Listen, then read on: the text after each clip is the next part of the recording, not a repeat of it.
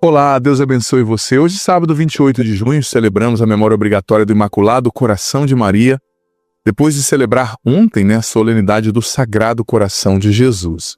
Convido você a escrever nos comentários os seus pedidos de oração, as situações pelas quais você quer receber oração. Estou aqui para rezar por você, como sacerdote. Também quero convidar você, depois do vídeo, se você quiser e puder, escolha uma playlist do meu canal, maratone aí no canal, tem muita coisa boa para abençoar você, tá bom? Vamos lá, a primeira leitura está em Isaías capítulo 61, do 9 ao 11, uma profecia ali falando, da visita de Deus. Meu coração se regozija no Senhor, é o Salmo responsorial, tirado de 1 Samuel 2, que também é uma das fontes que compuseram o Cântico do Magnificat. Depois nós temos o Evangelho, Lucas capítulo 2, versículo do 41 ao 51. Os pais de Jesus iam todos os anos a Jerusalém para a festa da Páscoa. Quando ele completou 12 anos, subiram para a festa, como de costume. Passados os dias da Páscoa, começaram a viagem de volta, mas o menino Jesus ficou em Jerusalém, sem que seus pais o notassem. Pensando que ele estivesse na caravana, caminharam por um dia inteiro. Depois começaram a procurá-lo entre os parentes e conhecidos. Não o tendo encontrado, voltaram para Jerusalém à sua procura. 3 dias depois o encontraram no templo. Estava sentado no meio dos mestres, escutando e fazendo perguntas. Todos os que ouviam o menino estavam maravilhados com sua inteligência e suas respostas. Ao vê-lo, seus pais ficaram muito admirados. Sua mãe lhes disse: "Meu filho, por que agiste assim conosco? Olha que teu pai e eu estávamos angustiados à tua procura." Jesus respondeu: "Por que me procuráveis? Não sabeis que eu devo estar na casa do meu pai?" Eles, porém, não compreenderam as palavras que lhes dissera. Jesus desceu então com seus pais para Nazaré e era-lhes obediente. Sua mãe, porém, conservava no coração todas essas coisas. Palavra da salvação, glória a vós, Senhor. Gente, hoje nós veneramos o coração imaculado de Maria, símbolo de pureza, devoção, fé, obediência, amor materno, fidelidade a Deus. Essa devoção está associada a muitas promessas, a muitas graças, Pela intercessão de Maria, a gente recebe muitos benefícios espirituais. E é interessante que em Fátima, na revelação de Fátima, Nossa Senhora descreveu ali para os 3 pastorinhos muitas coisas que iriam acontecer, guerras, etc.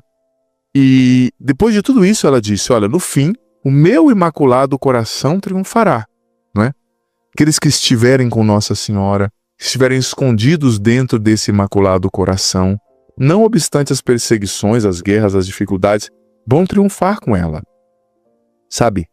E o símbolo, o coração de Maria, que guardava tudo no coração, ela meditava, como a gente leu no Evangelho hoje, tudo no coração. Jesus se perdeu ali, ficou 3 dias em Jerusalém, no templo, em meus doutores, e ele disse aquela resposta, vocês não sabiam que eu tinha que estar aqui na casa do meu pai?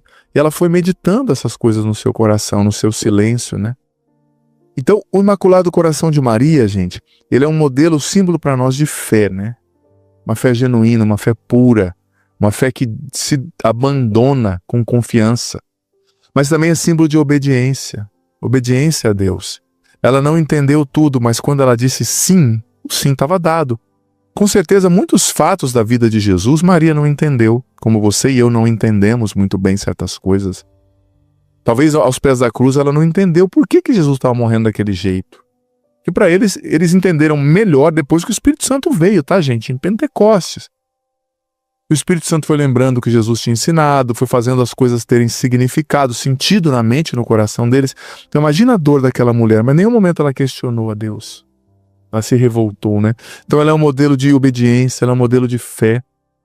Deus não quer os nossos sacrifícios, como ele disse na Sagrada Escritura, como está escrito, ali para Saul, ele quer a nossa obediência. Sacrifício é importante, mas o mais importante é a obediência.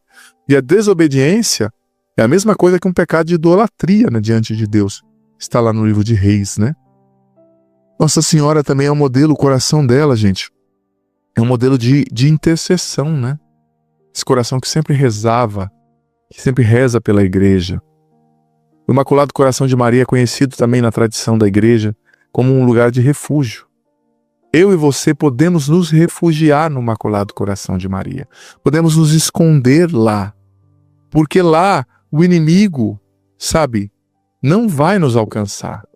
Lá o mal não vai nos alcançar, sabe? Então, peça todo dia. Eu tenho essa prática, né, devocional. Todos os dias eu peço: Virgem Maria, me esconde no teu Imaculado Coração. Porque lá no Imaculado Coração de Maria, o inimigo não pode nos alcançar, gente. Lá no Imaculado Coração de Maria, o demônio não vai nos perturbar, o pecado não vai nos perturbar. Claro, nós estamos ainda nesse vale de lágrimas, né? Estamos nesse vale de lágrimas. Mas aqui precisamos nos esconder no Imaculado Coração de Maria. E nós somos convidados também a fazer as devoções, comunhões reparadoras, né? Por 5 sábados, né? Em reparação ao Imaculado Coração de Maria, né? Foi uma revelação. A irmã Lúcia, né? Quando ela estava em Ponte Vedra, né, no noviciado, Nossa Senhora apareceu a ela, dizendo que era importante, né? Comungar por 5 sábados seguidos, se confessar também, em reparação, né? Ao Imaculado Coração de Maria, contra as blasfêmias, contra a Imaculada Conceição, contra a virgindade, contra a maternidade divina, contra os dogmas, né? Então, é uma devoção muito forte, essas comunhões reparadoras, né? Dos 5 sábados. É importante se confessar, né? Sobretudo no primeiro sábado, ou se for necessário em outros sábados também. É preciso rezar o terço, né? Nesse sábado que você for fazer. São 5 sábados, 5 comunhões, né? Se confessar, rezar o terço e meditando, né? Depois de rezar o terço, você tem que meditar por 20 minutos em cada um dos mistérios dos 4 terços, né? 1 minuto para cada mistério. Mistério gozoso, a Anunciação. Depois os mistérios dolorosos, a agonia e os outros. Por 1 minuto cada um desses mistérios, né? E receber a comunhão. É muito importante, né? Tem uma eficácia sobrenatural muito grande, gente, essa devoção ao Imaculado Coração de Maria. Eu hiper encorajo. O Senhor esteja convosco, que Ele está no meio de nós. Dê sobre vós a bênção do Senhor, Pai, Filho e Espírito Santo. Amém. Dita aqui agora: eu amo o coração de Maria. E escreve aqui, nem que seja 1 ou 2 linhas, o que você entendeu desse evangelho, dessa reflexão, tá? Que ficou forte para você, é muito importante. Se esconda no coração imaculado da Mãe. Deus abençoe. Olá, Deus abençoe você. Hoje, quinta-feira, dia 26 de junho, estamos juntos aqui para ouvir a homilia de hoje, para ouvir a reflexão sobre o evangelho, para deixar Deus falar ao nosso coração. Ele sempre quer falar conosco, não é verdade? Tenha certeza que hoje o Senhor quer falar com você, quer iluminar o teu coração, quer te revelar verdades, talvez aí profundas, que você ainda ignora com relação ao Senhor, né? Então isso é bem importante, estar aberto para ouvir a palavra, para deixar Deus nos corrigir, Deus nos mostrar a verdade, sabe? Isso é muito, muito, muito importante mesmo. Olha, vamos lá então. Eu quero convidar você agora, amado filho, amada filha, a escrever aqui nos comentários os seus pedidos de oração, o nome das pessoas, as situações. Escreva aqui nos comentários, isso é muito importante. Quero rezar por você, por essas realidades. E também quero convidar você a compartilhar o link desse vídeo com mais pessoas, mandar para grupos de WhatsApp, para que mais pessoas recebam essa palavra, tá bom? E escreva aqui também nos comentários o nome das pessoas, as situações. Eu quero rezar. O Evangelho está em Mateus capítulo 7, do 21 ao 29. Naquele tempo disse Jesus aos seus discípulos: nem todo aquele que me diz Senhor, Senhor, entrará no reino dos céus, mas o que põe em prática a vontade do meu Pai que está nos céus. Naquele dia muitos vão de me dizer: Senhor, Senhor, não foi em teu nome que profetizamos? Não foi em teu nome que expulsamos demônios? E não foi em teu nome que fizemos milagres? E então eu lhes direi publicamente: jamais vos conheci. Afastai-vos de mim, vós que praticais o mal. Portanto, quem ouve estas minhas palavras e as põe em prática é como um homem prudente, que construiu a sua casa sobre a rocha. Caiu a rocha, vieram as enchentes, os ventos deram contra a casa, mas a casa não caiu, porque estava construída sobre a rocha. Por outro lado, quem ouve essas minhas palavras e não as põe em prática é como um homem sem juízo, que construiu a sua casa sobre a areia. Caiu a chuva, vieram as enchentes, os ventos sopraram e deram contra a casa, e a casa caiu, e a sua ruína foi completa. Quando Jesus acabou de dizer essas palavras, As multidões ficaram admiradas com o seu ensinamento. De fato, ele as ensinava como quem tem autoridade, não como os mestres da lei. Palavra da salvação, glória a vós, Senhor. Veja bem, Jesus está falando, não é quem me diz Senhor, Senhor vai entrar no reino de Deus, né? Não é aqueles que estão sempre falando em meu nome e às vezes até frequentando a igreja, né?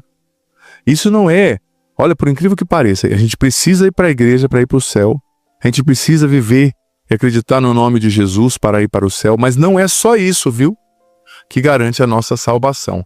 Porque tem muita gente que vive na igreja, mas com uma vida dupla, vive na igreja sem viver o evangelho, participa da igreja, mas sem um processo sincero, genuíno, de encontro pessoal com Jesus, de conversão, né? Tem muita gente que vive na igreja sem um processo de encontro pessoal com Jesus, sem um processo genuíno de conversão, tá? Isso é perigoso. Porque o que adianta você estar na igreja, mas não ter convertido a sua mente, a sua alma, o seu jeito de pensar? Jesus diz, nem só o que me diz Senhor, Senhor, vai alcançar o reino de Deus, né? Vai se salvar. Mas o que põe em prática a vontade do meu Pai. Então o que nos salva não é só o participar da igreja, mas o obedecer à igreja, o obedecer a Deus, o obedecer à história da salvação, o obedecer à palavra de Deus. Sabe? É isso que nos salva. A obediência a Deus. E a obediência a Deus, ela é exigente em alguns aspectos? Sim, ela é exigente. Mas ao mesmo tempo ela é libertadora, né? Quem obedece a Deus experiencia um processo profundo de libertação espiritual, psíquica, emocional. A obediência a Deus nos leva de volta à nossa essência. Veja bem, é contraditório você acreditar que um Deus que te criou não saiba dizer o que você precisa fazer e viver e escolher para viver bem, para dar certo, para ser feliz. É como dizer, isso equivale ao mesmo que dizer que o engenheiro que projetou o motor do seu carro não entende do motor do seu carro. Ué, ele fez. Ora, ele fez o motor do seu carro, ele construiu. Então ele sabe que o motor do seu carro precisa daquele determinado óleo, daquele determinado lubrificante. Ele sabe que o motor do seu carro precisa de um reparo constante. Ele criou o motor do seu carro. Você vai perguntar sobre o motor do seu carro para ele, e não para o vendedor de picolé, né? Que não sabe nada de carro. Então, quando você diz, eu não vou obedecer a Deus porque vai roubar minha liberdade, não vai me fazer feliz, você está dizendo, Senhor, o Senhor me construiu, mas o Senhor não sabe como eu funciono. Eu vou descobrir sozinho. Eu vou perguntar para o vendedor de picolé. Mas Deus é o engenheiro, usando a metáfora, né? Que criou o motor que é você, né? Então só Ele sabe o que você precisa viver para ser feliz de verdade. Por mais que o mundo diga, não, você tem que fazer isso, você tem que fazer aquilo, você tem que viver do seu jeito, você tem que viver só de prazer, traindo, bebendo, fazendo tudo errado, guardando mágoa, não perdoando. Deus te diz, obedeça a minha palavra, porque isso vai te devolver à sua essência, àquilo que você foi feito para ser, para viver, a maneira como você foi feito para viver. E quando nós retornamos à nossa essência, quando nós vivemos o que Deus nos criou para viver, gente, não tem como não dar certo, né? Não tem como não dar certo. Vai dar certo e vai ser muito bom, vai ser muito especial, tá? Então, vivamos isso. E nós vemos na primeira leitura de hoje, Gênesis 16, de 1 ao 12, depois versículo 15 a 16, que Abraão, né, acabou desobedecendo a Deus ali, né? Atendeu o pedido da sua esposa, que pediu para ele sair com a sua escrava, com a escrava da esposa, para ter um filho com a escrava da esposa. Deus não tinha pedido isso para Abraão. Deus disse, espera em mim, eu vou dar um filho a vocês. Mas Sara era estéril, era de idade avançada, mas Deus não prometeu o que ia fazer? Ele prometeu. Mas Abraão e a Sara desobedeceram, em especial Sara, né? Sarai ainda, que não era Sara. Falou, sai com a minha esposa, dorme com a minha escrava, você vai ter um filho dela. Só que depois, quando Deus deu a graça de Sarai, que se tornou Sara, né? Deus mudou o nome, ter o seu filho, Isaac, ela ficou com ciúme do filho da escrava brincando com Isaac. Então ela ordenou que fez Abraão expulsar Sara e o seu filho dali, para que eles morressem no deserto, gente. Olha só, que crueldade, mas tudo isso fruto da desobediência. Quando você desobedece a Deus, sua vida se enrosca. A desobediência traz maldição. E a obediência a Deus, ela simplifica a vida da gente, sabe? Ela coloca as coisas no prumo certo, no rumo certo. Então, custe o que custar, obedeça a Deus. Seja o que Deus quer. Honre a palavra de Deus. Que isso vai te trazer obediência. Obedeça a Deus perdoando, obedeça a Deus honrando o seu matrimônio. Obedeça a Deus sendo uma pessoa justa, que não é corrupta. Obedeça a Deus rezando, dando a Deus o que lhe é de direito, indo à missa aos domingos. Obedeça a Deus fazendo o bem, vendo Jesus nos outros. Que isso vai trazer muita bênção para a sua vida. O Senhor esteja convosco, Ele está no meio de nós. Dê sobre vós a bênção do Senhor, Pai, Filho e Espírito Santo. Amém. Dita que agora eu quero obedecer a Deus. Quero obedecer a Deus, frase de hoje, testemunho público de fé. Por favor, corre, escreve aqui nos comentários, nem que seja uma, 2 linhas, o que você entendeu desse evangelho, dessa reflexão, que ficou forte para você. Deus abençoe. Olá, Deus abençoe você. Hoje, quarta-feira, dia 25 de junho. Que bom ter você aqui. Vem fazer parte da nossa família, se você não é inscrito, inscreva-se no canal. Todos os dias tem a homilia do dia, aqui a reflexão. Todo dia, meio-dia, tem a playlist, o vídeo da playlist, Leia a Bíblia Inteira Comigo em um Ano. Todos os dias tem o texto às 6 da tarde. Tem playlist sobre cura interior, sobre formação humana, sobre temperamento, sobre famílias, para os solteiros. Tem textos sobre virtudes. Tem pregações no Sorrindo para a Vida, no meu programa Para Ser Feliz, homilias em acampamento da Canção Nova, meus clipes, a playlist das orações poderosas, muita coisa boa. Escreva aqui nos comentários seus pedidos de oração. Quero rezar por você. O evangelho de hoje está em Mateus 7, do 15 ao 20. Ouçamos com atenção. Naquele tempo disse Jesus aos seus discípulos: cuidado com os falsos profetas. Eles vêm até vós vestidos com peles de ovelha, mas por dentro são lobos ferozes. Vós os conhecereis pelos seus frutos. Por acaso se colhem uvas de espinheiros ou figos de urtigas? Assim, toda árvore boa produz frutos bons, e toda árvore má produz frutos maus. Uma árvore boa não pode dar frutos maus, nem uma árvore má pode dar frutos bons. Toda árvore que não dá bons frutos é cortada e jogada no fogo. Portanto, pelos seus frutos vós os conhecereis. Palavra da salvação, glória a vós, Senhor. Jesus está falando, cuidado com os falsos profetas. Eles virão, eles já estão no meio de nós. Cuidado com os falsos profetas. E como discernir quem é falso profeta e quem não é? Eu vou trazer alguns critérios aqui hoje. Mas eu já adianto o que Jesus mesmo disse no Evangelho. Olha os frutos. A árvore má não produz bons frutos, a árvore boa não produz maus frutos. A gente sempre, para conhecer o caráter de uma pessoa, para conhecer a integridade ou não de uma pessoa, a gente tem que olhar para o fruto. E, sobretudo, os frutos em quem está mais perto. Quer conhecer uma pessoa? Pergunte para a esposa. Pergunte para a mãe, pergunte para quem trabalha com essa pessoa, sabe? Isso é muito importante. Então, como conhecer um falso profeta? Em primeiro lugar, o falso profeta, ele relativiza a Bíblia, né? A Bíblia não é assim o que está dizendo, sabe? A Bíblia pode ser interpretada como isso, como aquilo, é um relativismo. Tudo é certo, não existe verdade. Falso profeta. Segundo critério, falso profeta fala mais em dinheiro, mais em benefício, mais em prosperidade do que em Cristo. Ele comercializa o evangelho. Isso é falsa profecia. Terceiro critério, um falso profeta considera suas palavras inquestionáveis. A sua profecia está em pé de igualdade com a Bíblia, com a tradição, com o magistério. Ele não aceita que não acreditem nele. Cuidado. Quarto critério para reconhecer um falso profeta. Ele proclama um evangelho somente humano, antropocêntrico, né? Não tem nada de divino. Ah, não, mas a gente tem que pregar um evangelho adequado às necessidades das pessoas. Mas o evangelho não é adequado às necessidades das pessoas de hoje, o conforto que as pessoas buscam hoje, a mensagem, sabe, de empoderamento que as pessoas buscam hoje, a mensagem motivacional. O evangelho não tem a ver só com o ser humano, tem a ver com o céu. Ele não tem que se adequar ao ser humano, ele se adequa aos critérios do céu, do espiritual de Deus para nos salvar. Então, falso profeta, o evangelho é só humano, é só aqui. Não tem salvação, não tem céu, não tem inferno, não tem purgatório, é só agora. Outro critério do falso profeta, ele sincretiza o evangelho, né? Misturando ali o evangelho com falsas doutrinas, misturando com muita coisa que não tem nada a ver com o evangelho, né? Faz uma miscelânea de coisas ali. Invoca um monte de coisa que não tem nada a ver com Jesus e com a pureza do evangelho. Outro critério, oitavo critério para reconhecer um falso profeta. Ele tem sede de poder, de seguidores, de ser visto, de ser aclamado, né? Cuidado. Nono critério para reconhecer um falso profeta. Ele rompe com a tradição da igreja. Ele rompe com o magistério. Ele está sempre reinventando a roda, algo novo, uma revelação só para ele. Tudo que os cristãos viveram até hoje não presta, só ele. Cuidado. 10º critério de um falso profeta.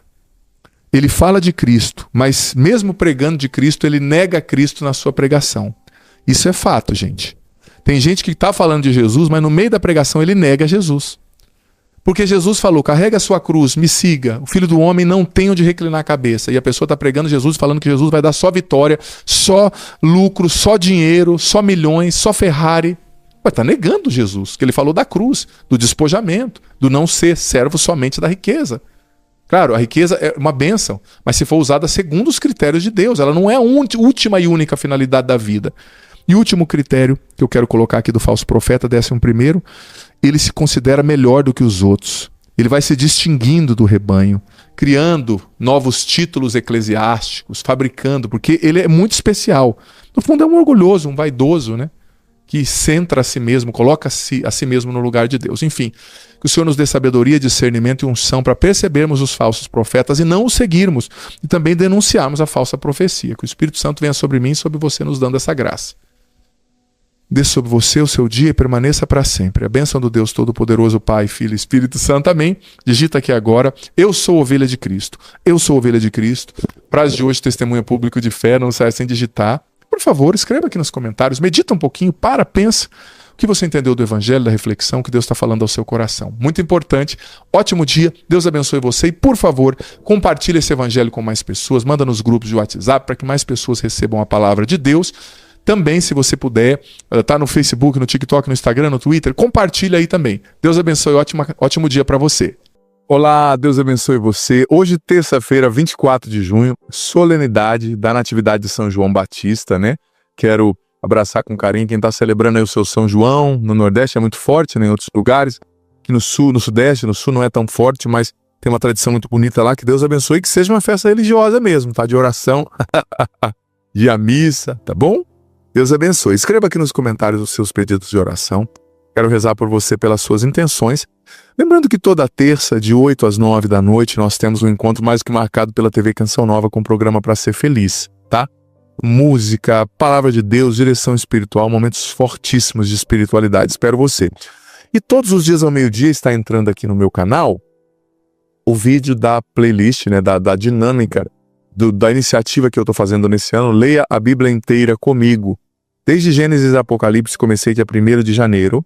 Vou acabar dia 31 de dezembro, lendo e explicando a Bíblia. Estou seguindo aquele grande método dos 12 principais períodos da história da salvação. Está sendo lindo demais.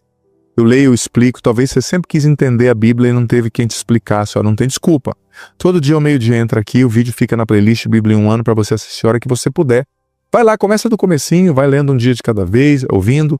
É simples, é 15 minutos, não vai te matar e vai mudar muito a sua espiritualidade. O conhecimento da Bíblia, gente, nos enobrece, nos salva muito, tá? Vamos lá então. Hoje a primeira leitura está em Jeremias capítulo 1, versículo do 4 ao 10, né, falando ali do mistério da profecia, né? Muito bonito, João Batista, um grande profeta. Salmo 70, desde o seio maternal sois o meu amparo. Carta de São Pedro, né? Carta primeira de Pedro, capítulo 1, versículo do 8 ao 12, falando também da alegria indizível e gloriosa que espera aqueles que servem a Cristo e dão a sua vida por ele. O Evangelho está em Lucas, capítulo 1, do 5 ao 17. Vamos ouvir com atenção. Nos dias de Herodes, rei da Judeia, vivia um sacerdote chamado Zacarias, do grupo de Abia. Sua esposa era descendente de Arão e chamava-se Isabel. Ambos eram justos diante de Deus e obedeciam fielmente a todos os mandamentos e ordens do Senhor. Não tinham filhos, porque Isabel era estéril, e os dois já eram de idade avançada. Em certa ocasião, Zacarias estava exercendo as funções sacerdotais no templo, pois era a vez do seu grupo. Conforme o costume dos sacerdotes, ele foi sorteado para entrar no santuário e fazer a oferta do incenso. Toda a assembleia do povo estava do lado de fora rezando, enquanto o incenso estava sendo oferecido. Então apareceu-lhe o anjo do Senhor, de pé à direita do altar do incenso. Ao vê-lo, Zacarias ficou perturbado e o temor apoderou-se dele. Mas o anjo disse: Não tenhas medo, Zacarias, porque Deus ouviu a tua súplica. Tua esposa Isabel vai ter um filho, e tu lhe darás o nome de João. Tu ficarás alegre e feliz, e muita gente se alegrará com o nascimento do menino, porque ele vai ser grande diante do Senhor. Não beberá vinho nem bebida fermentada, e desde o ventre materno ficará repleto do Espírito Santo. Ele conduzirá muitos do povo de Israel ao Senhor seu Deus, e há de caminhar à frente deles com o espírito e o poder de Elias, a fim de converter os corações dos pais aos filhos, e os rebeldes à sabedoria dos justos, preparando para o Senhor um povo bem disposto. Palavra da salvação, glória a vós, Senhor. Tocou muito isso aqui, olha só o que Deus está dizendo para você. Não tenhas medo, porque Deus ouviu a sua súplica. Que está escrito, não tenhas medo, Zacarias, porque Deus ouviu a sua súplica.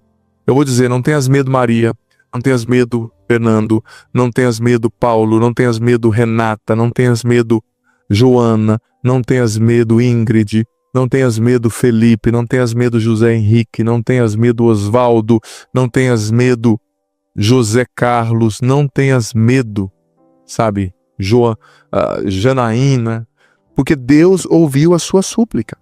Sim, Deus ouve sempre a nossa oração, sempre. Talvez você ainda não colheu o fruto da sua oração, por quê? Porque quando você começa a rezar, Deus starta um processo, ele começa um processo. O processo é processo. Por exemplo, vamos supor que tem uma fileira de dominós aqui, encarrilhadas sobre essa mesa.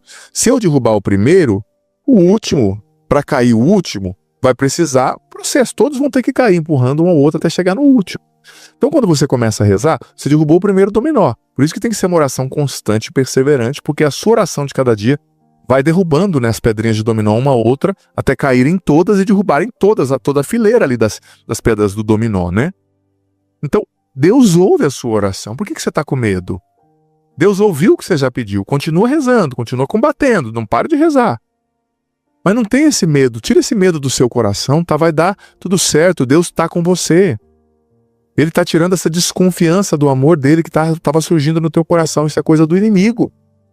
Não desconfie do amor de Deus, ele está com você nesse tratamento, sim. Ele está com você agora que você está tendo que recomeçar a sua vida, é triste o que aconteceu, teu marido te abandonou, você com essas crianças, mas o Senhor está com você, sabe? O Senhor não desiste de você, então não tenha medo. Para de acumular essa inquietação, essa preocupação na sua vida. E olha, a vida de João Batista é uma vida muito linda. E quando ele nascesse, né, disse aqui o anjo a Zacarias, muita gente vai se alegrar. Quando Deus fazer a obra que ele tem dele na sua vida, você vai se alegrar e isso vai trazer alegria a muita gente. Lições que a gente pode aprender aqui com o nascimento de João Batista, o milagre da graça, né? Uma mulher velha, mais velha, estéril, engravidou. Milagre da graça de Deus, para ele nada é impossível. Segunda coisa, o mistério da profecia, né? Ele foi o precursor do Messias, sendo profeta, pregando, dizendo a verdade. Eu e você somos chamados a ser profetas. Deus nos chamou no ventre da nossa mãe e nos disse, vai falar por mim, como disse a Jeremias hoje na primeira leitura. Essa primeira leitura é muito forte, né? Deus já falou muito comigo através dela, olha só. Jeremias 1, do 4 a 10, foi-me dirigida a palavra do Senhor, dizendo, antes de formar-te no ventre materno eu te conheci, antes de saíres do seio da tua mãe, eu te consagrei e te fiz profeta das nações. E eu disse, Senhor Deus, eu não sei falar, sou muito novo, sou apenas uma criança. Disse-me o Senhor, não digas que és muito novo. A todos a quem eu te enviar, irás. E tudo que eu te mandar dizer, dirás. Não tenhas medo deles, porque eu estou contigo para defender-te. Deus, pelo nosso batismo, fez de mim, de você, profeta. E às vezes a gente tem que dizer, às vezes não, a gente tem que pregar a verdade. Tem gente que não é confrontativo, né? Tem medo de falar, de se opor às pessoas, é muito diplomático em tudo, mas tem hora que a gente tem que profetizar a verdade, ser uma voz que clama no deserto, como João Batista. Temos que imitar também a humildade de João Batista, a vida de renúncia, né? Ele viveu uma vida de humildade, ele viveu uma vida de renúncia, colocando Jesus em primeiro lugar. Ele também enfatiza a importância da penitência. Sermos pessoas que jejuam, que rezam, que fazem penitência. Imitemos o exemplo de João Batista. O Senhor esteja convosco, que Ele está no meio de nós, que desça sobre vós a bênção do Senhor, Pai, Filho e Espírito Santo. Amém. Digita aqui agora: Deus é tudo que eu preciso. Nossa frase de hoje, testemunho público de fé. Deus é tudo que eu preciso. E corre lá no meu... escreve aqui nos comentários, nem que seja uma, 2 linhas, o que você entendeu do Evangelho, da reflexão, que ficou forte para você, tá bom? Deus abençoe. Olá, Deus abençoe você. Hoje, segunda-feira, dia 23 de junho. Que bom ter você aqui. Tenho certeza que essa semana promete. Deus tem bênçãos, graças para a sua vida. Enfrente essa semana com fé, esperança, amor. Deus está no trono, Ele cuida de você, Ele nunca te abandona, tá bom? Olha, quero convidar você a escrever aqui nos comentários os seus pedidos de oração, nome das pessoas, as situações. Também vem fazer parte da nossa família, se inscreva no canal caso você não seja inscrito. Tem playlists maravilhosas, tem músicas, tem formação, tem conteúdo diferenciado aqui para você. Gente, um aviso. Criaram um canal falso no meu nome no YouTube e estão pedindo dinheiro para um orfanato. É mentira, não sou eu, são golpistas nigerianos e não conseguimos parar. Denuncia um canal, ele faz em outro. Então me ajude a denunciar e saiba que o meu canal no YouTube é esse. Padre Adriano Zandoná, tem o selo azul, é só conferir. Confere embaixo. Não é Padre Adriano Zandoná oficial, não é Padre Adriano Zandoná 1, não é Padre Adriano Zandoná M4H, é só Padre Adriano Zandoná. Não dê dinheiro para esses golpistas. Eu só peço para coisas da Canção Nova e da igreja referentes aqui à minha missão. Gente, Mateus capítulo 7, do 1 ao 5 é o evangelho de hoje. Naquele tempo, disse Jesus aos seus discípulos: Não julgueis e não sereis julgados. Pois vós sereis julgados com o mesmo julgamento com que julgardes, e sereis medidos com a mesma medida com que medirdes. Por que observas o cisco no olho do teu irmão, e não presta atenção à trave que está no teu próprio olho? Ou como podes dizer ao teu irmão: Deixa-me tirar o cisco do teu olho, quando tu mesmo tens uma trave no teu? Hipócrita! Tira primeiro a trave do teu próprio olho, e então enxergarás bem para tirar o cisco do olho do teu irmão. Palavra da salvação, glória a vós, Senhor. Gente, essa palavra diz: não julgueis e não sereis julgados, né? Mas é preciso a gente fazer uma reflexão bem profunda sobre essa palavra. Então Jesus está dizendo para nós que a gente não deve julgar nunca, não é? Por exemplo, muita gente usa essa palavra como um argumento. Olha, quem pode julgar é só Deus, então eu faço o que eu quiser, sabe? E eu faço o que eu quiser e eu estou certo. Não, não é esse o sentido da palavra, a gente tem que aprofundar. Jesus está falando para a gente não exercer o juízo do jeito errado, não é? Porque em outra passagem bíblica, Jesus está dizendo que os santos julgarão o mundo, né? Então a gente não pode julgar em primeiro lugar de forma hipócrita. Jesus está dizendo: tira o cisco do teu olho, a trave do teu olho. Olhe primeiro para os seus defeitos, não seja hipócrita, antes de você corrigir os outros. Julgar, eu estou dizendo no sentido de corrigir, tá? Vou explicar. Não é que é para você que sai condenando todo mundo. Mas Jesus está dizendo: antes de exercer um juízo, você tem que tirar o cisco do teu olho, a trave, se converter, buscar a misericórdia, buscar crescer. E depois, nós cristãos somos chamados sim a exercer um juízo com justiça, com misericórdia, com retidão. Por exemplo, no final dessa passagem do evangelho de hoje, não está escrito aqui, mas Jesus diz no final dessa passagem, se a gente continuar lendo, né? Não jogueis as pérolas aos porcos, nem as coisas santas aos cães. Só que para fazer isso, a gente precisa exercer um juízo. A gente precisa olhar para a vida das pessoas e ver quem está se comportando como um inimigo de Deus, quem não vai levar a sério a palavra. Nós temos que julgar, mas tem que ser um critério baseado na justiça, na santidade, na misericórdia, na verdade. Porque a palavra usada aqui, gente, para julgar, do grego krim, ela foi usada como o presente no presente do imperativo, krinet, krinete, que significava o seguinte: separar escolhendo. A palavra julgar, que é a palavra krim ou krinet do grego, que está usada aqui, foi usada nessa passagem, ela significa separar escolhendo, né? Krinete. Essa passagem ela era muito usada, ela foi usada em outros artistas, por outros escritores gregos, como Heródoto, como Ésquilo, como Sócrates, Xenofonte, Platão. E o sentido dessa palavra era escolher separando.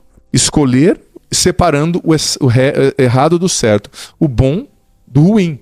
Então, o cristão, ele é convidado a fazer essa separação do bom e do ruim, para corrigir quem precisa ser corrigido, na justiça, com misericórdia, com amor, claro, corrigindo primeiro a si mesmo, né? Mas tem muita gente que usa, olha, ninguém pode me corrigir, só Deus julga, eu faço o que eu quero. Não é isso. Jesus está pedindo para a gente não julgar no sentido de condenar as pessoas, no sentido de dizer que as pessoas estão no inferno, no sentido de ser injustos, de ser hipócritas, mas Ele está sim nos pedindo para nós escolhermos separando o errado do certo e corrigindo as pessoas que estão debaixo do nosso guarda-chuva, que dependem de nós. Nós precisamos exercer um juízo, sabe, gente? Com misericórdia, né? Precisamos sim, sabe? Mas é um juízo pautado na verdade. É um escolher separando, sempre usando esse critério. Eu preciso me converter, eu preciso aplicar o evangelho a mim. E quando eu digo de julgar, eu estou dizendo nesse sentido bíblico, de que os santos julgarão o mundo, né? Porque por exemplo, se não tem ninguém que conhece a verdade, que tem uma baliza moral amparada no Evangelho, fundamentada no Evangelho, inspirada pelo Evangelho, para dizer na sociedade o que é certo e o que é errado, vai virar um bacanal. Porque tem gente que tem a consciência má formada, não aprendeu a verdade, não conhece a verdade da Bíblia, a verdade da revelação. Então, para ela, a verdade é o que cada um acredita, é o que cada um quer, mas não é. Tem que ter pessoas que conhecem a verdade bíblica, que Jesus fez homem e morreu numa cruz para revelar. Porque essas pessoas, elas vão julgar o mundo em que sentido? Elas vão escolher separando. Elas vão escolher o melhor, que é Deus, a sua lei, e vão separar o certo do errado. Elas vão mostrar, isso aqui não é segundo Deus, isso aqui é segundo a vontade de Deus. Mas claro, vamos fazer isso sem discriminar as pessoas, sem humilhar as pessoas, sem dizer que o outro é menos pessoa, mas dizer que o certo, o errado é errado, e Deus revelou o que é certo e o que é errado. Então a palavra é krinet do grego, no imperativo, presente do imperativo, que é uma ordem. E olha, muitas vezes na Bíblia essa palavra foi usada nesse sentido.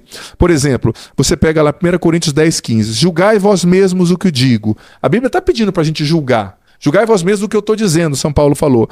Depois lá em 1 Coríntios 11:13. Julgai entre vós mesmos. Depois, 1 Coríntios 14:19. Tratando-se de profetas, falem apenas 2 ou 3, os outros julguem. Depois, 2 Coríntios 9:5. Julguei conveniente recomendar aos irmãos que me precedessem entre vós. Filipenses 2:25. Julguei, todavia, necessário mandar até vós Epafrodito. 1 Tessalonicenses 5:21. Julgai todas as coisas e guardai só o que é bom. 1 Tessalonicenses 5:21. Julgai todas as coisas, guarde o que é bom. Então a gente tem que julgar, tem que escolher separando, fazer o discernimento do que é certo, do que eu aceito, do que eu não aceito, do que Deus quer e o que Deus não quer. Isso é vontade de Deus. Então a gente tem que entender essa passagem, porque senão ela vira também justificativa para quem não está nem aí calar a boca do cristão que quer se corrigir, ensinar o que é certo e o que é errado. Se a pessoa não quer viver, que não viva. Mas a nossa função é discernir, apresentar o certo e o errado. Isso é importante. Desça sobre você a benção do Senhor, Pai, Filho e Espírito Santo. Amém. Digita aqui agora, eu quero ser como Jesus. Eu quero ser como Jesus, frase de hoje, testemunho público de fé. E escreve aqui nos comentários, nem que sejam 1, 2 linhas também, poucas palavras, o que você entendeu desse evangelho, dessa reflexão, o que Deus está falando ao teu coração. Isso é muito importante. Deus abençoe.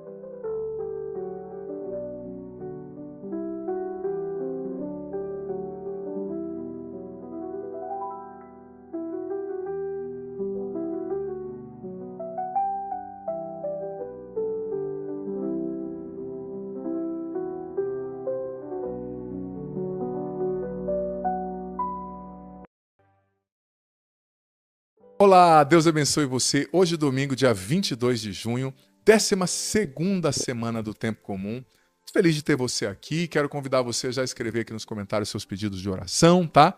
Escreve, isso é muito importante. Quero rezar por você, por essas intenções. Copia o link desse vídeo, manda aí para os seus grupos de WhatsApp, compartilha com mais pessoas. Você no Facebook, você no Twitter, você no Instagram, você no TikTok, compartilha essa homilia também, tá bom? Escreva aqui nos comentários seus pedidos de oração. Eu vou ler o Evangelho e depois comento um pouquinho as leituras nesse domingo. Lucas 9, do 18 ao 24. Certo dia, Jesus estava rezando num lugar retirado, e os discípulos estavam com ele. Então Jesus perguntou-lhes: quem diz o povo que sou eu? Eles responderam: uns dizem que és João Batista, outros que és Elias, mas outros acham que és algum dos antigos profetas que ressuscitou. Mas Jesus perguntou: e vós, quem dizeis que eu sou? Pedro respondeu: o Cristo de Deus. Mas Jesus proibiu-lhes severamente que contassem isso a alguém, e acrescentou: o Filho do Homem deve sofrer muito, ser rejeitado pelos anciãos, pelos sumos sacerdotes, doutores da lei, deve ser morto e ressuscitar no terceiro dia. Depois Jesus disse a todos: se alguém me quer seguir, renuncie-se a si mesmo, tome a sua cruz cada dia e siga-me. Pois quem quiser salvar a sua vida vai perdê-la, e quem perder a sua vida por causa de mim, esse a salvará. Palavra da salvação, glória a vós, Senhor. Olha, muito bonito esse evangelho, muito direto, Jesus dizendo: olha, quem vocês dizem que eu sou? Já eu volto para isso, tá? Antes disso, Jesus terminou dizendo: se alguém quiser me seguir, renuncie-se a si mesmo. Tome a sua cruz a cada dia e siga-me. Gente, nós não podemos odiar a nossa cruz. Ao contrário, a gente tem que amar e abraçar a nossa cruz. Quando? A cada dia. Todos os dias eu e você temos uma cruz a carregar. E não podemos odiar essa cruz, mas amá-la, nos reconciliar. Porque é isso que está nos salvando e é isso que nos faz discípulos de Cristo. Talvez você não entendeu que o seu casamento talvez seja a sua cruz, a sua esposa que não é o que você gostaria, seus filhos difíceis, o seu trabalho, essa enfermidade. O dia a dia, gente, a cruz maior é a de cada dia. Às vezes a gente espera assim que venha um sofrimento para eu dizer que é cruz, uma morte, Não, é o dia a dia. É o trabalhar, é o ser bom, é o perdoar, é o não perder a cabeça, é o seguir a Deus no dia a dia, é o rezar, é o ser gentil com as pessoas, sabe? E depois Jesus pergunta: olha, o que os homens estão dizendo que eu sou? E eles vão dizendo as várias opiniões. Uns dizem que você é isso, outros dizem que você é aquilo. Mas Jesus quer saber: e vocês? Quem vocês dizem que eu sou? Quem? Jesus queria saber, perguntou, né? O que aqueles homens que andavam com ele diziam que ele era. Porque Jesus implicitamente está dizendo: olha, para saber realmente quem eu sou, você tem que ter intimidade comigo. Quem não tem intimidade com Jesus não consegue dizer quem ele é. Quem não tem intimidade com Jesus, não reza, não o busca, vai achar que Jesus é um guru, é um filósofo, é um pensador. Não, Jesus é Deus, o Filho do Deus vivo, né? Pedro aqui, inspirado por Deus, ele professou isso. E Deus nos chama, Jesus nos chama, gente, a intimidade com ele. Para sabermos quem ele é, para vivermos essa comunhão de alma com ele. É como diz o Salmo de hoje, 62. A minha alma tem sede de vós, como a terra sedenta e sem água. Desde a aurora, desde madrugada, ansioso eu vos busco. A minha alma tem sede de vós, minha carne vos deseja, como terra sedenta e sem água. Venho contemplá-los no templo. A nossa alma precisa ter sede de Jesus, da intimidade com ele. Você acorda de madrugada com vontade de ir para a igreja, ansioso como Davi aqui? A gente precisa pedir a Deus o dom, a graça de termos sede dele, sede e fome da presença dele. Sede e fome da Eucaristia, da Bíblia. A nossa espiritualidade, para ela ser consistente, filho, filha, ela precisa ser fundamentada na Eucaristia e na palavra de Deus, na Bíblia. Tenha sede de Deus, busque a Deus. Priorize a sua espiritualidade. Tudo bem, tem a ação social que é importante, tudo bem, tem o relacionamento com as pessoas que é importante, mas tudo isso flui da sua intimidade com Jesus. Você vai saber dizer quem ele é, você vai poder reproduzir o seu caráter, as suas feições, se você tiver intimidade com ele. Relacionamento, espiritualidade nada mais é do que relacionamento com Deus. Precisamos nos relacionar com Deus como nos relacionamos com um amigo. Primeira leitura do profeta Zacarias, capítulo 12, versículo de 10 a 11, depois versículo 13, depois versículo 13 1, diz o seguinte: Deus dizendo, né, que Ele quer nos atrair a Ele, para essa intimidade, para essa sede dEle. Por isso que a gente tem que pedir que Ele nos dê fome e sede dEle, da palavra, da Eucaristia. Derramarei sobre a casa de Davi um espírito de graça e oração. A gente tem que pedir isso. Um espírito de graça e oração. Tem gente que vai à missa, a missa é uma penitência, a pessoa não vê a hora de acabar. Vai para o rosário, para o texto, não vê a hora de acabar. Reza o rosário com uma má vontade, dorme. Por quê? Porque não tem esse espírito de graça e de oração. É preciso pedir a Deus, me dê, Senhor, um espírito de graça e de oração, que me faça ter sede da Tua presença, que me faça ter fome de Ti. Um espírito de graça, um espírito de oração, sabe? Isso é muito, muito, muito importante. Porque nós precisamos, nós discípulos de Cristo, nós batizados, precisamos saber dizer quem Jesus é. E não é só saber dizer, eu sei que Ele é o Cristo. É reproduzir o caráter de Jesus, as feições de Jesus, as virtudes de Jesus. As pessoas precisam encontrar Jesus em mim e você. Mas isso só essa imersão na vida de Deus, só esse mergulho na intimidade com Deus vai nos proporcionar, sabe? O tempo de Deus, o tempo da oração precisa ser sagrado na nossa vida. Não podemos negociar. O tempo de ler a palavra, de estudar, de estar com Ele, de silenciar e estar com Ele. Isso é muito importante. O Senhor esteja convosco. Ele está no meio de nós. Dê sobre vós a benção do Senhor, Pai, Filho e Espírito Santo. Amém. Digita aqui agora, Jesus é o mais importante. Jesus é o mais importante. Frase de hoje, testemunho público de fé. Escreve aqui nos comentários, nem que seja uma, duas linhas, o que você entendeu do Evangelho, da reflexão, o que ficou forte para você, tá bom? Deus abençoe. Olá, Deus abençoe você. Muito bem-vindo, bem-vinda à nossa reflexão do Evangelho, sobre o Evangelho diário aqui no meu canal. Hoje, sábado 21 de junho, dia de São Luís Gonzaga. O padre está de branco, estou muito feliz de ter você aqui. Convido você a escrever aqui nos comentários os seus pedidos de oração, suas intenções. O padre, com sinceridade, quer rezar por tudo isso, tá? E também, se você puder, hoje é sábado, né? Escolhe uma playlist do meu canal para você maratonar aí depois, tá? Deixa rolando aí para te abençoar.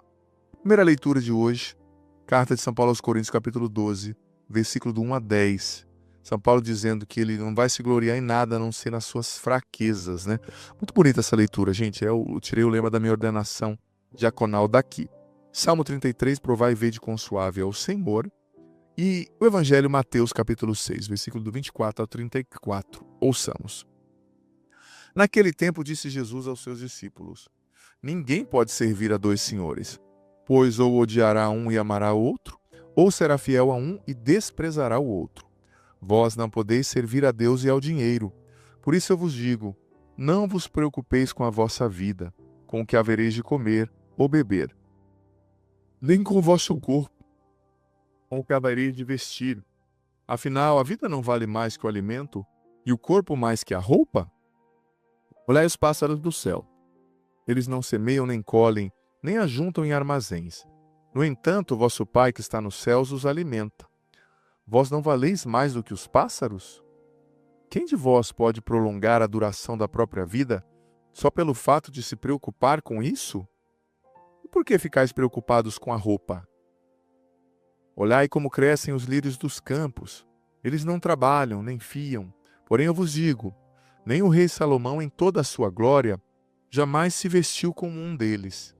Ora, se Deus veste assim a erva do campo, que hoje existe e amanhã é queimada no forno, não fará ele muito mais por vós, gente de pouca fé? Portanto, não vos preocupeis dizendo, o que vamos comer? O que vamos beber? Como vamos nos vestir? Os pagãos é que procuram essas coisas. Vosso Pai que está nos céus sabe que precisais de tudo isso. Pelo contrário, buscai em primeiro lugar o reino de Deus e a sua justiça, e todas essas coisas vos serão acrescentadas. Portanto, não vos preocupeis com o dia de amanhã, pois o dia de amanhã terá as suas preocupações. Para cada dia bastam os seus próprios problemas. Palavra da salvação, glória a vós, Senhor. Esse evangelho aqui é um remédio, né, contra a ansiedade, contra tanta coisa, né? Olha, Jesus está dizendo, não se preocupe com a sua vida, não se preocupe com o seu corpo, não se preocupe com o alimento, com a comida. O Pai que alimenta os pássaros, que veste as ervas dos campos, Ele vai cuidar de você, né? quem de vós pode prolongar a duração de sua vida, em 1 minuto que seja, né? Só pelo fato de se preocupar com isso? Jesus está dizendo, confia mais no Pai, em mim, no meu cuidado, não se preocupa tanto. Jesus está falando isso para você, você mesmo, Flávio, Josélia, Márcio, Carla, Josiano, Francisca, Leonardo, sabe, Franciele, Petra, para você que o Senhor está falando. Não se preocupa, eu já estou no amanhã, eu já estou cuidando de você. E Deus está dizendo, e o Evangelho continua dizendo, né? Deus sabe de tudo que você precisa. Busque em primeiro lugar o reino de Deus. Busque em primeiro lugar a sua conversão. Busque em primeiro lugar agradar a Deus, regularizar a sua situação. Você que está enrolando para começar esse processo de nulidade matrimonial, busque em primeiro lugar regularizar a sua situação. Se converter, colocar a lei de Deus em primeiro lugar. E o resto ele vai te dar em acréscimo. Sabe? O resto ele vai te dar em acréscimo. Então hoje, o Senhor já está tirando essa preocupação do seu coração. Confia nele. E olha, você que não sabe sobre a nulidade matrimonial, eu gravei 2 programas nesse ano com Dom José Falcão, né? Sobre nulidade matrimonial. Dom José Falcão é canonista, então conteúdo diferenciado para abençoar você. Você tirar todas as dúvidas, só digitar nulidade matrimonial, Padre Adriano Zandonai e Dom José Falcão. No YouTube você já vai achar. Lindo demais os conteúdos. Mas versículo 34. Não vos preocupeis com o dia de amanhã. Viva o hoje. O dia de amanhã vai ter as suas preocupações. E eu quero unir a essa reflexão o Salmo, que é o 33 ou 34 em algumas traduções. Provai e vede como o Senhor é bom, né? Com suave ao Senhor. Provai e vede. Sabe, você vai ver. Confia a sua família, a sua situação, que eu sei que humanamente é desesperadora. Mas confia a Deus que você vai ver como Ele é bom. Olha a estrofe. O anjo do Senhor vem acampar ao redor dos que o temem e o salva. Provai e vede quão suave é o Senhor. Feliz da pessoa que tem nele o seu refúgio. Eu sei, faça o seu melhor, trabalhe, lute para superar essa situação da sua família, do seu filho, da sua saúde. Mas se refugie em Deus. E se for o fim da sua vida, você numa doença terminal, se refugie em Deus, Ele vai te levar para a eternidade com Ele. Não tenha medo da morte. Sabe, o Salmo continua. Respeitai o Senhor Deus, seus santos todos, porque nada faltará aos que o temem. Tá? Nada. Os ricos empobrecem, passam fome, mas os que buscam ao Senhor, aos que buscam o Senhor, não falta nada, tá? Sabe, é a leitura do Salmo. E a primeira leitura, né, de 2 Coríntios, aqui capítulo 12, versículo de 1 ao 10, ela diz que a gente tem que confiar a Deus até na nossa fraqueza, até naquilo que a gente não consegue mudar pela gente mesmo. Olha o que diz aqui, versículo 9. Basta-te a minha graça, pois é na sua fraqueza que a minha força se manifesta. A graça de Deus está com você, até nas suas fraquezas. A força dele quer se manifestar.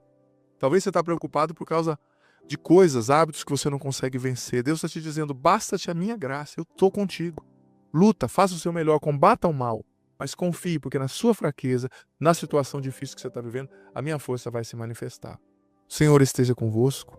Ele está no meio de nós, que desça sobre vós a bênção do Deus Todo-Poderoso, Pai, Filho e Espírito Santo. Amém. Digita aqui agora, eu escolho confiar em Deus. Nossa frase de hoje, testemunho público de fé, eu escolho confiar em Deus. Ótimo final de semana para você. Escolhe uma playlist aqui do meu canal e deixa rolando aí para abençoar você. Tem a playlist dos clipes que está muito bonita, dos DVDs. Deus abençoe. Deus abençoe você. Hoje, sexta-feira, dia 20 de junho. Sou eu, Padre Adriano Zandoná, para trazer a palavra de Deus, a reflexão sobre o Evangelho de hoje para você.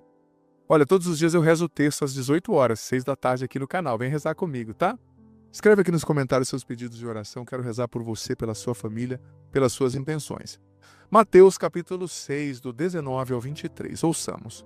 Naquele tempo disse Jesus aos seus discípulos, não junteis tesouros aqui na terra, onde a traça e a ferrugem destroem, e os ladrões assaltam e roubam. Ao contrário, juntai para vós tesouros no céu, onde nem a traça e a ferrugem destroem, nem os ladrões assaltam e roubam.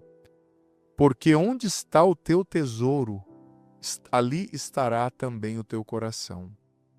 O olho é a lâmpada do corpo. Se o teu olho é sadio, todo o teu corpo ficará iluminado. Se o teu olho está doente, todo o teu corpo ficará na escuridão. Ora, se a luz que existe em ti é escuridão, como será grande a escuridão? Palavra da salvação, glória a vós, Senhor. Esse ensinamento é muito direto, é muito forte, muito bonito, né? Não junteis tesouros aqui na terra. Onde está o teu tesouro, está o teu coração. Ou seja, onde está o que é mais importante para você, está o teu coração. Aqui na terra, a ferrugem destrói os bens, os ladrões roubam. Mas os tesouros no céu, lá a traça e a ferrugem não destrói, os ladrões não assaltam. Onde está o teu coração hoje? Onde está o teu tesouro? Onde está o que é mais importante para você? Jesus disse, ninguém pode servir a Deus e as riquezas. E espera lá, não é agora que você tem que dar tudo aos pobres e viver como um mendigo, não é isso. Santo Agostinho dizia que a maneira certa de lidar com as riquezas é entender que todas as riquezas pertencem a Deus. O ouro e a prata são meus. Santo Agostinho, num texto que ele explica isso, ele cita ali Provérbios, né? Provérbios é um salmo no qual Deus diz, o ouro e a prata me pertencem. Santo Agostinho diz que a abordagem correta é você perguntar para Deus, Senhor, o que o Senhor quer que eu faça com os tesouros que são teus? Administrar segundo o Evangelho, com generosidade, claro, pensando nos seus filhos, pensando em ter um patrimônio, mas sempre, como eu dizia anteontem, reservando uma parte da sua receita para generosidade, pagando o dízimo, não fazendo do dinheiro a única finalidade da sua vida, não fazendo dos bens a única finalidade da sua vida. Quando você vai comprar uma coisa, você tem que se perguntar, para que eu quero? Por que eu quero comprar esse carro? Ah, é porque eu viajo muito e eu preciso de um carro melhor. Ah, é porque eu preciso dar um conforto melhor para minha família, é porque nós vamos viajar, é porque eu estou doente e eu preciso de um carro que me poupe esforço. Ou, não, eu quero comprar esse carro porque eu quero mostrar para o meu vizinho que eu tenho um carro melhor que o dele. Quero comprar esse carro para mostrar lá para a pessoa do meu trabalho e ficar postando com o carro, para rebaixar, para me, ufanar, né? Ficarem me achando, julgando superior, humilhando quem não tem. Opa, qual é a motivação? Antes da sua compra, da minha compra, tem que ter um crivo. Por que eu estou fazendo isso? É um motivo legítimo? É um motivo de acordo com Deus? Ou é somente ostentação, né? Temos que lidar com o dinheiro com sabedoria e dizer, Senhor, a prata e o ouro te pertencem. O que o Senhor quer que eu faça com o dinheiro que é teu? E uma pessoa que tem dinheiro, ela tem uma dívida maior diante de Deus, entenda bem, né? Porque Deus lhe abençoou, né? Abençoou essa pessoa com recursos. Então, administrar segundo Deus, sempre uma parte da sua receita para os pobres, para o dízimo, para a generosidade. Saber que quando você é generoso, quando você ajuda a igreja, quando você está construindo também uma casa lá no céu, né? Olha, às vezes você tem uma empresa e a paróquia está se sofrendo ali, né? Se empenhando para ser reformada, o padre. Você pode comprar o tijolo, você pode mandar os seus arquitetos lá, por que não? Você tem uma construtora, faça aquela reforma, se não vai te pesar, e faça de coração. Não faça para se eleger depois sobre isso, por causa disso. Não faça para o padre ter que ficar fazendo agradecimento toda a missa. Não, faça por Deus. Seja generoso, generosa, né? E Jesus disse, olha, a importância dos tesouros no céu, aqui nesse evangelho, né? A transitoriedade dos bens materiais, né? As riquezas são passageiras, elas podem ser perdidas, né? Facilmente as coisas ficam obsoletas, né? Sobretudo hoje, no qual há lançamento de tanta coisa nova todos os dias, né? E Jesus disse, é preciso evitar a cobiça e o egoísmo, né? A acumulação excessiva de riquezas leva a cobiça e ao egoísmo, nos afasta de Deus. A pessoa que é muito cobiça, tem muita cobiça e muito egoísmo, que é muito apegada aos bens, ela não consegue ser livre para amar, para servir a Deus, ela tem medo de Deus pedir alguma coisa que é dela, né? Mas nós vamos morrer e ninguém vai levar nada disso aqui, né? E como Jesus mesmo disse no Evangelho, ninguém pode servir a Deus e a riqueza. Ninguém pode servir a dois senhores. Muitas pessoas deixaram de amar a Deus, deixaram de ser bons cristãos por causa do dinheiro. Então, se Deus te abençoou com dinheiro, não é ruim, não, é muito bom. Mas use segundo Deus e que o dinheiro não seja o teu Deus, mas que ele seja o seu servo e não o seu patrão. O Senhor esteja convosco, Ele está no meio de nós. Que dê sobre vós a benção do Senhor, Pai, Filho e Espírito Santo. Amém. Digita aqui agora, eu quero servir a Deus. Eu quero servir a Deus, nossa frase de hoje, testemunho público de fé. Escreva aqui nos comentários, nem que seja uma, duas linhas, algumas palavras aí, o que você entendeu do Evangelho da Reflexão, o que ficou forte para você, tá bom? Deus abençoe, ótimo dia. Olá, Deus abençoe você. Hoje, quinta-feira, dia 19 de junho, solenidade do Santíssimo, Sacratíssimo Corpo e Sangue de Nosso Senhor Jesus Cristo. Solenidade de Corpus Christi. Estou muito feliz, né, de no Brasil ter essa solenidade. Em muitos países não se celebra mais, mas ao mesmo tempo que feliz. O país que tem feriado esse Brasil, né? Jesus. Quem já morou fora ou tem experiência de trabalhar fora do Brasil em algum momento sabe como a gente tem feriado. Claro, os religiosos são maravilhosos, feriados religiosos, né? Dão a oportunidade de rezar nesse tempo, de parar, de venerar, né? O mistério santíssimo e grandiosíssimo que a gente celebra hoje.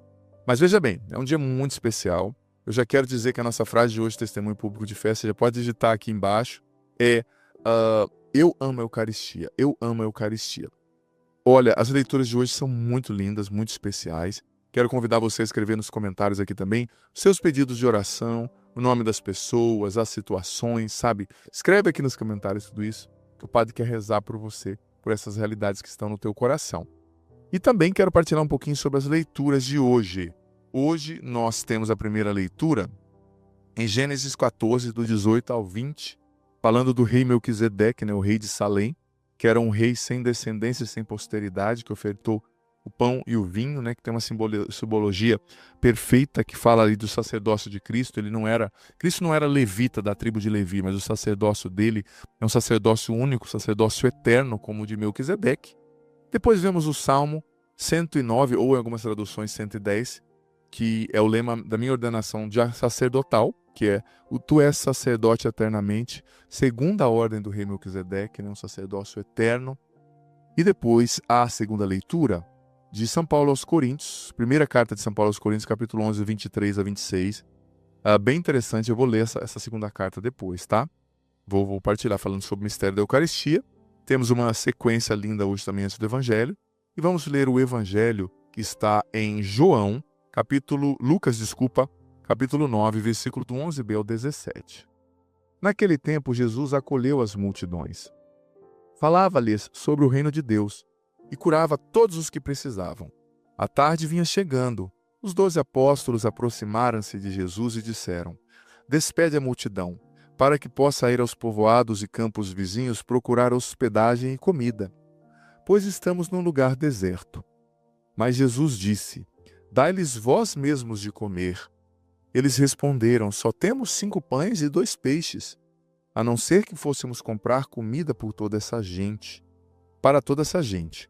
Estavam ali mais ou menos 5.000 homens, mas Jesus disse aos discípulos: Mandai o povo sentar-se em grupos de 50. Os discípulos assim fizeram, e todos se sentaram. Então Jesus tomou os 5 pães e os 2 peixes, elevou os olhos para o céu, abençoou-os, partiu-os e os deu aos seus discípulos, para distribuí-los à multidão. Todos comeram e ficaram satisfeitos, e ainda foram recolhidos 12 cestos dos pedaços que sobraram. Palavra da salvação, glória a vós, Senhor. O evangelho da multiplicação dos pães é um sinal da Eucaristia também, né? Pão que alimenta a alma, que sacia a sede e a fome mais profunda do ser humano, muito forte. Mas eu quero ler a segunda leitura também, como eu disse. Primeira carta de Coríntios, São Paulo aos Coríntios, capítulo 11, versículo do 23 a 26. O que eu recebi do Senhor foi isso que eu vos transmiti. Na noite em que foi entregue, Jesus tomou o pão, depois de dar graças, partiu e disse: Isto é o meu corpo, que é dado por vós. Fazei isto em minha memória.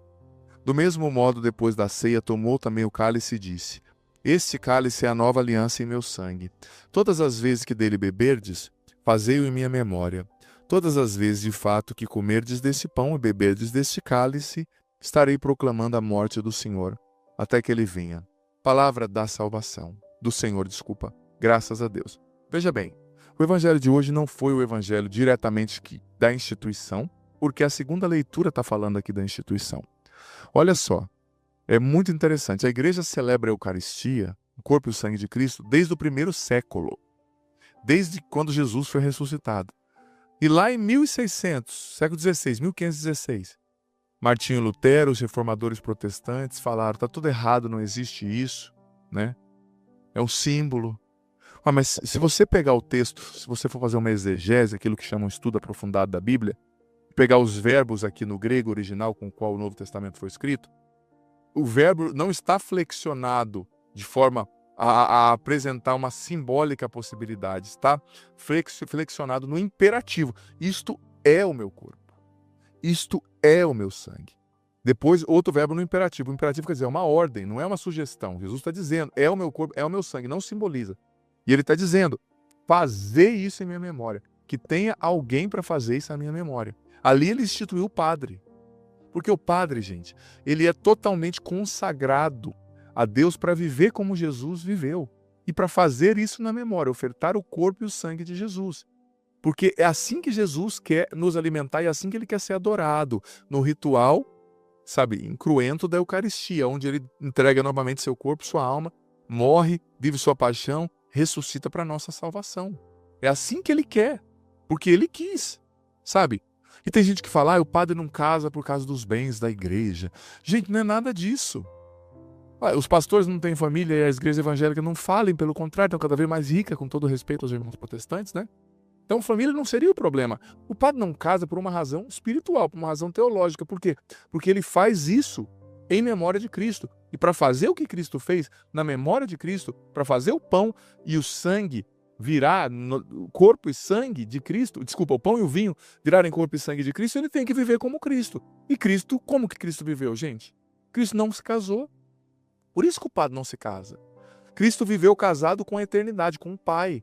Por isso que o padre não é um solteirão. O padre é casado com a igreja, é casado com Jesus Cristo, é casado com a Trindade Santíssima. Ele não é um solteirão que não casou por falta de opção.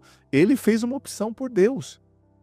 Eu teria possibilidade de ter me casado, com certeza, outros sacerdotes também, mas nós fizemos uma opção por Deus. Então esse mistério é muito grande. 1.600 anos foi vivido assim. Aí iluminados lá no 1515 falaram, não, agora nós vamos reinventar a roda. Mas Jesus disse que ele quer assim. É o meu corpo, é o meu sangue, alguém faça. E desde o começo, gente, desde o século... Pedro, depois que ele começou a seguir Jesus, ele virou celibatário, você sabia disso? Claro, a esposa dele concordou, mas ele abandonou a esposa e muitos dos apóstolos. Claro, esse não é o modelo mais hoje, mas foi assim que aconteceu na época, só para você saber. E nós temos relatos lá do século III, gente, 200 e pouco, no concílio de Elvira, lá na Espanha, já de padres que viviam celibato, lá no ano 200. Tem gente que fala, a igreja inventou em 1100. Não. É que essas coisas que não eram doutrina geral, tipo Trindade, crer em Deus Pai, humanidade, divindade de Cristo, essas coisas mais sérias de doutrina, elas não eram definidas nos concílios universais da igreja, com todos os bispos. Elas eram definidas nos concílios diocesanos, nas coisas particulares. Então, quando você olha lá o concílio de Elvira na Espanha, você vê os monges. Então, tipo assim, mas eu quero ser padre e quero me casar. Não dá, meu amigo. Você pode ser um pregador, você pode ser um cantor, você pode ser um diácono permanente, se o bispo assim permitir. Mas é porque a gente vive como Cristo viveu. Cristo não se casou, ponto. Sabe, não tem muito, é por isso, é por bem. Como eu disse para você, se bem fosse o problema, os protestantes, nossos irmãos protestantes, têm família e estão cada vez mais ricos, que Deus os abençoe, né? Então, não é esse o problema, é uma razão espiritual, uma razão teológica, não é? Então, Jesus instituiu a Eucaristia e instituiu o sacerdote. Ele quer dar o seu corpo e o seu sangue, continuar entregando o seu corpo e o seu sangue para nós ao longo da eternidade através dos sacerdotes. Por isso precisamos amar os sacerdotes, rezar pelos sacerdotes. E olha o que o Catecismo da Igreja nos ensina sobre a Eucaristia. Número 1407. A Eucaristia é o coração, o ápice da vida da Igreja, pois nela Cristo associa a sua Igreja e todos os seus membros ao seu sacrifício de louvor, de ação de graças, oferecido uma vez por todas na cruz a seu Pai. Por seu sacrifício, ele derrama as graças da salvação sobre o seu corpo, que é a Igreja. Na Eucaristia, Jesus nos salva, as graças da salvação se atualizam, ele se entrega de novo, né? Que coisa linda. E a Eucaristia é o ápice da vida da Igreja, né? Número 1408. A celebração da Eucaristia comporta sempre a proclamação da palavra de Deus, a ação de graças a Deus Pai por todos os seus benefícios, pelo dom do seu Filho, a consagração do pão e do vinho, a participação no banquete litúrgico, pela recepção do corpo e do sangue do Senhor. Esses elementos constituem um só e mesmo ato de culto. A Igreja celebra isso desde o primeiro século, gente. A oração Eucarística 2 foi composta por Santo Hipólito de Roma no ano 140. Você tem noção que é isso? Nós estamos em 2025. Sabe, não é brincadeira, a igreja não é brincadeira. Não é uma coisa que alguém inventou, sabe? Continuando, vou ler mais alguns números aqui do catecismo. 1410. É Cristo mesmo, sumo sacerdote eterno da nova aliança, que agindo nos padres, oferece o sacrifício eucarístico. Não é o padre que celebra, é Cristo que celebra em mim. E é também o mesmo Cristo realmente presente sobre as espécies do pão e do vinho, que é a oferenda do sacrifício eucarístico. Ou seja, ele oferta no padre, e ele é a oferenda, e ele é o altar ao mesmo tempo, né? Onde o sacrifício é oferecido. Número 1411. Só os sacerdotes validamente ordenados podem presidir a Eucaristia e consagrar o pão e o vinho para que se tornem corpo e sangue do Senhor. Olha que missão a nossa de sacerdotes. Rezem por nós para que nós sejamos fiéis, para que nós não sejamos usurpadores do rebanho, né? Número 1412 do Catecismo da Igreja Católica. Os sinais essenciais do sacramento eucarístico são o pão de trigo e o vinho de uva, sob os quais é invocada a bênção do Espírito Santo, e o sacerdote pronuncia as palavras da consagração ditas por Jesus na última ceia. Isto é o meu corpo, que é entregue por vós. É Cristo que está falando no padre. O padre negomista não fala, isso é o corpo de Cristo, não, isso é o meu corpo, porque é Jesus ali presidindo, celebrando a Eucaristia nele. Este é o meu sangue, né? Fica a dica para você ler depois do 1407 até o 1490, até o 1412, né, sobre o catecismo, no catecismo sobre a Eucaristia. Olha só, os frutos da Eucaristia. Olha o catecismo ainda, vou ler um último aqui. 1392. O que o alimento produz em nossa vida corporal, a comunhão o realiza de maneira admirável em nossa vida espiritual. A comunhão da carne e do sangue de Cristo ressuscitado, vivificado pelo Espírito Santo, conserva, aumenta e renova a vida da graça recebida no batismo. Esse crescimento da vida cristã precisa ser alimentado pela comunhão eucarística, o pão da nossa peregrinação, até o momento da morte, quando nos será dado como viático, né, como passagem. O 1393 fala que a Eucaristia é um remédio para curar a nossa debilidade, a nossa fraqueza. 1395 fala que a Eucaristia nos une a Cristo. 1397 fala que a Eucaristia nos mantém num estado de graça, né? Enfim, pode ler depois no Catecismo. A Eucaristia é o maior tesouro da Igreja. Desça sobre vós a bênção do Deus Todo-Poderoso, Pai, Filho e Espírito Santo. Amém. Dita aqui agora a nossa frase de hoje, testemunho público de fé. Eu amo a Eucaristia. Por favor, escreve aqui nos comentários, nem que seja uma, duas palavras, ou duas linhas, aliás, o que você entendeu desse evangelho, dessa reflexão, o que ficou forte para você. Deus abençoe. Olá, Deus abençoe você. Hoje, quarta-feira, dia 18 de junho. Que bom estar aqui, ter você na nossa presença, aqui no meu canal, né, comigo. E lembrando que nós estamos no tempo comum, né, o Padre está de verde, esse tempo do ordinário da vida de Jesus, do simples, né, do dia a dia. Lembrando que Deus não age só nas grandes ocasiões, só quando há retiros, quando há festas. Mas Deus age no ordinário da vida. E é no ordinário da vida que a gente precisa buscar Deus com afinco também, sabe? Buscar com exatidão, buscar com determinação. Faça uma visita hoje no Santíssimo, fique lá diante do Senhor, ao Santíssimo, né? Sacrário aí perto da igreja, perto da sua casa, do seu trabalho. Pare para ler a palavra, para meditar a palavra quando acaba aqui, né? Pensar o que Deus está te pedindo, como colocar isso em prática na sua vida.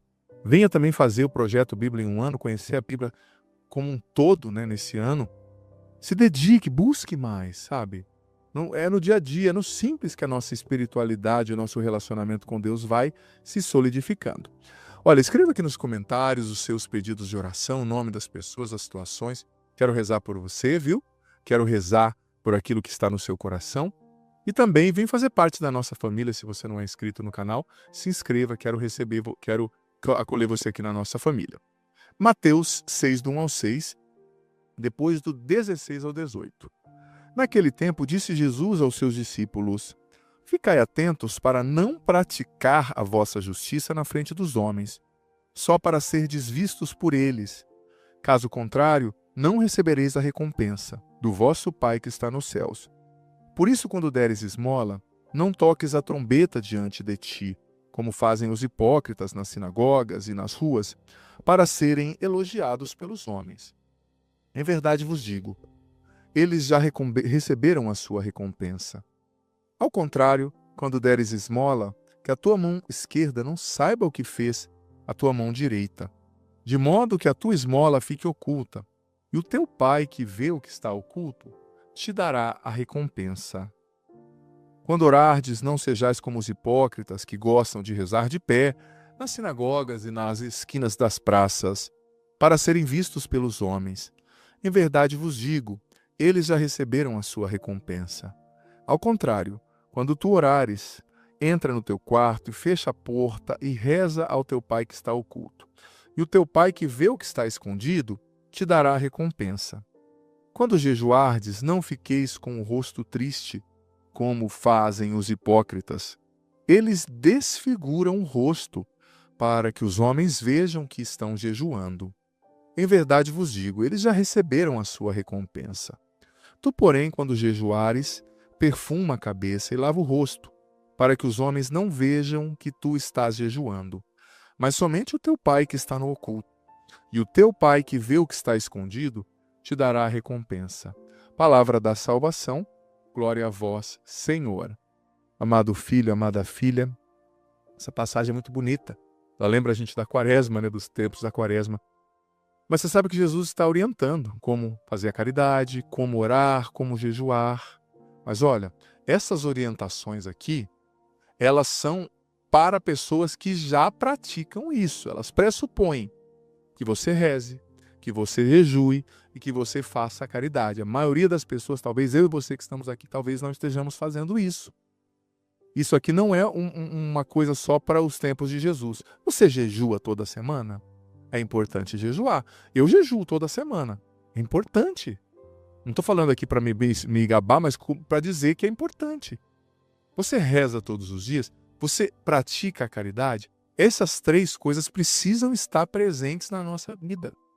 Sobretudo, gente, a oração, o jejum e também a caridade. Você sabe que a caridade ela precisa ser um modo de ser, parte do agir e do pensar do católico, do cristão. Porque Jesus falou muitas vezes que a gente precisa ajudar os pobres, os fracos. E olha só, a primeira leitura de hoje, segunda carta de São Paulo aos Coríntios, capítulo 9, do 6 ao 11. Quem semeia pouco, colherá pouco. Quem semeia com largueza, colherá com largueza. Dê cada um conforme tiver decidido no seu coração, sem pesar nem constrangimento, pois Deus ama quem dá com alegria. São Paulo escreveu aqui sobre a coleta para ajudar os irmãos cristãos da igreja nascente lá em Jerusalém, né? Então ele está dizendo, olha, quem semeia muito, vai colher muito. Ou seja, se você é muito generoso, Deus vai ser generoso com você. Deus ama quem é generoso, é caridoso com alegria. Quem dá, quem oferece o que tem com alegria. Sabe, nós cristãos precisamos ser diferenciados nisso aqui. Isso aqui precisa ser a nossa identidade, sabe? Isso aqui precisa ser a nossa identidade. As pessoas têm que reconhecer o nosso cristianismo também pela nossa caridade, pelo nosso gesto de generosidade na direção daqueles que são pobres. Ninguém é tão pobre que não tenha nada a dar e ninguém é tão rico que não tenha nada a oferecer, né?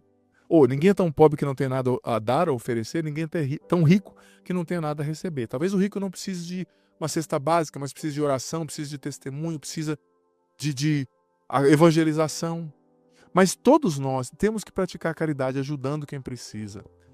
É hoje, é agora, não é amanhã, é algo concreto, não é um discurso. O que você tem aí que você pode ajudar pessoas? Talvez tem gente na tua família passando necessidade, ajude hoje. Talvez você pode fazer uma compra para o seu vizinho pobre, desempregado. Talvez você pode doar uma roupa. Você pode ajudar uma pessoa a pagar uma conta. A pessoa está sofrendo, está triste. Nós somos ensinados nesse mundo, né?